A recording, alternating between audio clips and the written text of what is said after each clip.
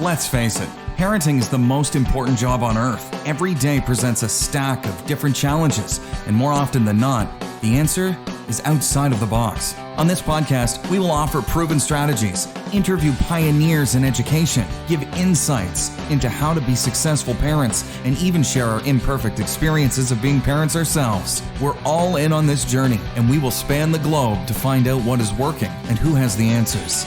This is the Sound Foundations for Parenting podcast. Here are your hosts, Darren McCarthy and Brian Powers.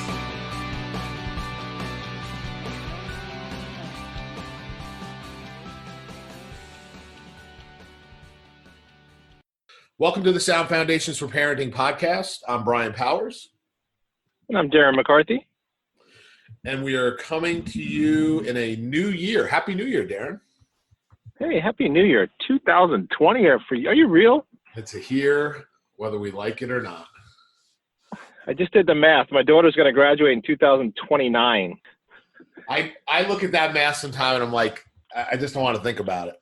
I really don't. I want to. Yeah, I think they're going to go to school in rockets. Yeah. Or I was just looking at our toy room and how sometimes the toy room is overwhelming before, after, and during their playtime. And it's like, yeah, but in like 5 or 6 short years, none of this will be here. Yeah, you have to really appreciate that, right? Yeah, I try. That's one of my things in the new year is to appreciate the time we're in. And and not get overwhelmed like we were talking about before. That's a perfect example. Like, you're staring at all the toys, wondering where the time went, trying to get all organized, and it kind of, that whole process led me to a thought that during the holidays we do a lot of searching. We do a lot of soul searching. We do a lot of searching for different strategies to address different goals. And this year I did a lot of searching for what else was out there and what other guests we can explore, and met some really great people through LinkedIn, as a matter of fact. And what you realize is that there's so many people doing so many great things, and there's so much available that for a parent, it just really becomes overwhelming. Like, where do I start? Which toy do we play with first? Which box do we put away first? And which goal do we address? And what matter? And that matters because where you spend your time and money can either be down the right path or the wrong. And if it's the wrong path, it leads to frustration and time, and a loss of time and loss of money and loss of confidence, right? And I know you've had that personal experience. Yeah, I've done it with, everybody's spent money on self-help stuff, and or you look at stuff to help parenting your kids, all of that. And it's like, it can be so overwhelming. Where do you start? We talk about it all the time. How do you eat it? How do you eat the elephant? But it's one bite at a time. And sometimes it's just, going after it and picking one piece and starting there. Well, that was, I had a great conversation with a gentleman out of London that everybody will have a chance to meet in the next couple of weeks. And he's more about, de-stress and calming the body and calming the mind and getting yourself really kind of regulated. And truthfully, it goes back to oxygen on yourself first and taking care of yourself first. And as parents, it's probably the most difficult thing we could possibly do is think, well, I've got to put myself before my child. You're not really doing that. You're putting yourself first so that you could be there, present for your child and physically and emotionally and everything else. And be the best version of yourself. Yeah, absolutely. We talked about that a little bit with Gail Moores, in months past, but this is a little bit more kind of getting that in order to decide what path you want to get to.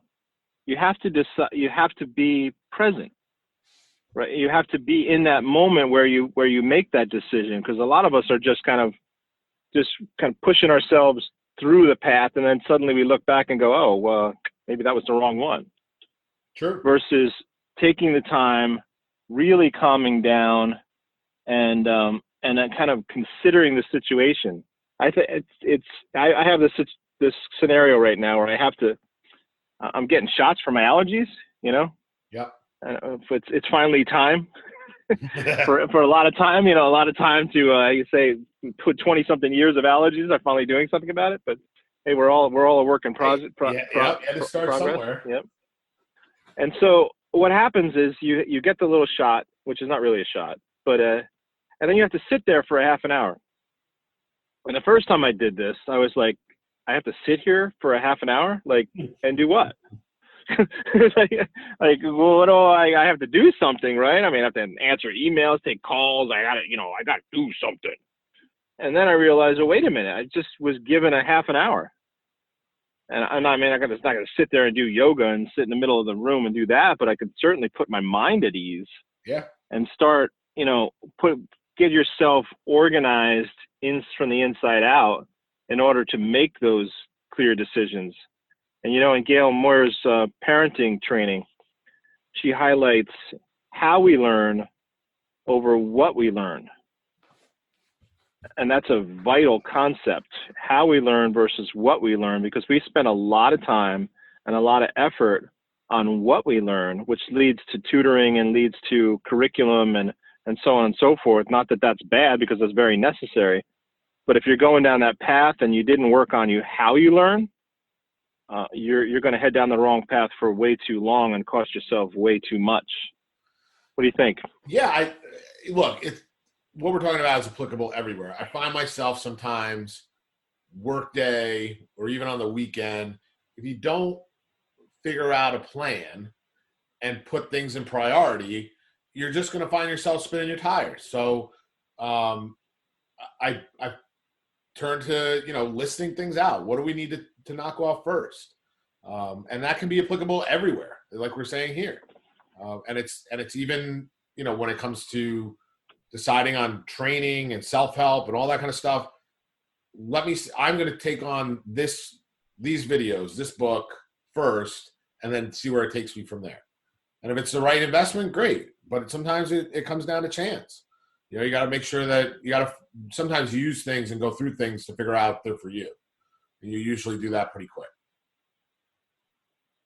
Right. And it starts with knowing, kind of learning and understanding, or the willingness to learn and understand and develop a mindset that's more child development oriented.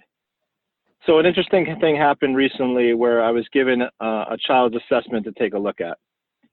And what happens when these assessments come your way is, as a parent, you get super emotional because your child is on a page with numbers, and the numbers can be really confusing. I know you've seen this firsthand. Sure. And then you finally get through all those numbers, and then in the end that you read the review and suggestions of what to do. And which is great in the sense that you're finally getting some direction. But if you had an occupational therapist assessment versus a speech path assessment versus an educational therapist assessment, you're gonna get three different perspectives on where to start. Sure. And that's why child development is so essential. I mean, it always goes back to that: the physical first, the social emotional second, and the cognitive last.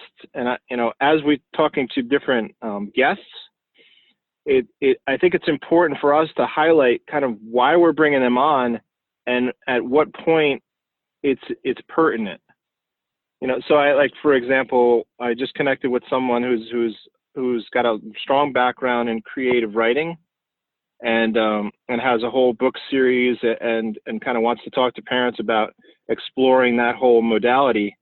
But the truth of the matter is, that's a very specific place where a child has to be developmentally in order to take creativity and writing to another level. Sure. Versus a parent that has a child that has trouble kind of holding the pencil correctly. Right. So, and that's more of an occupational therapist or more of a physical kind of a challenge versus the other one, which is more of a creativity kind of a cerebral challenge. So it's our job to kind of tell the parent, hey, this is right for these people. This is right for this scenario at this time. Yep. Does that make sense? Yeah. No, because that will prevent some of the overwhelming feelings from happening. Because it'll in other words, you don't have to worry about that now. You can worry about this, don't worry about that. Yep. Put it on the shelf for later. Right. And part of that, I think part of that conversation is that you, as a parent, you have to learn to observe, but you also have to kind of understand where the child is. And then sometimes they're not where you want them to be, but they may be exactly where they need to be developmentally. And sometimes they're where you do want them to be, but they actually could be pushed a little bit further, so to speak. Sure. Just like us. Yeah. But it's hard to take that step back when you're living in the moment. So no doubt about it. That's no doubt about it. So to come full circle on that whole thought process, you have to be present in the moment to observe your child in what they're doing in order to help them reach the goals they need to reach. Agreed. Right. It starts with you. You need to breathe, be present, be there while these things are going on. Otherwise, you're not only gonna miss all this stuff from an emotional perspective, but you're gonna miss things that you need to see.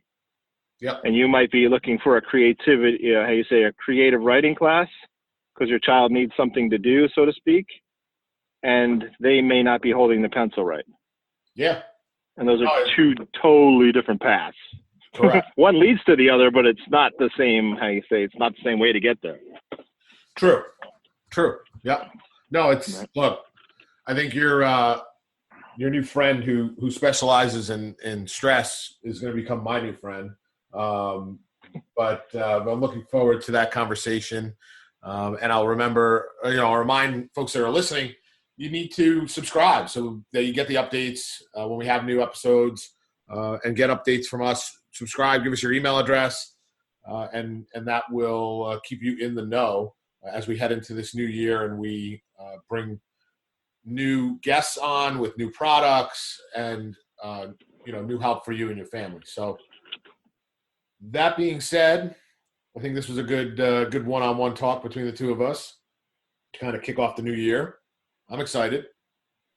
Yeah, me too. We've got some folks coming up. We're starting to go worldwide here. We got someone coming up from London, another special guest coming from Australia, and then we're going to come full circle and we're going to be in Georgia. So loving the podcast, loving the feedback. Absolutely would love to get some input from parents on the Facebook page at Sound Foundations for Learning, for Parenting, my fault, and or learning, either way, and get that feedback, and also and can keep contributing to what you would like to hear and who would you like us to connect with. Fantastic. Yeah, in the show notes there'll be links to all of our social channels, so you can follow us and make sure whatever podcast outlet you're utilizing, make sure you subscribe to the podcast so that you get notifications when there are new episodes. And then also visit our website, soundfoundationsforparenting.net, and sign up to receive our email updates. Plenty of good information. We will not waste your time. And we're looking forward to a jam-packed 2020. Great stuff, Bryce. See you next time. All right. Thanks, Darren. Thanks so much for listening to this episode of the Sound Foundations for Parenting podcast with your hosts, Darren and Brian. Find them on social media at Sound Foundations for Parenting. And if you enjoyed today's episode, please leave a review and subscribe. And we'll catch you next time on the Sound Foundations for Parenting podcast.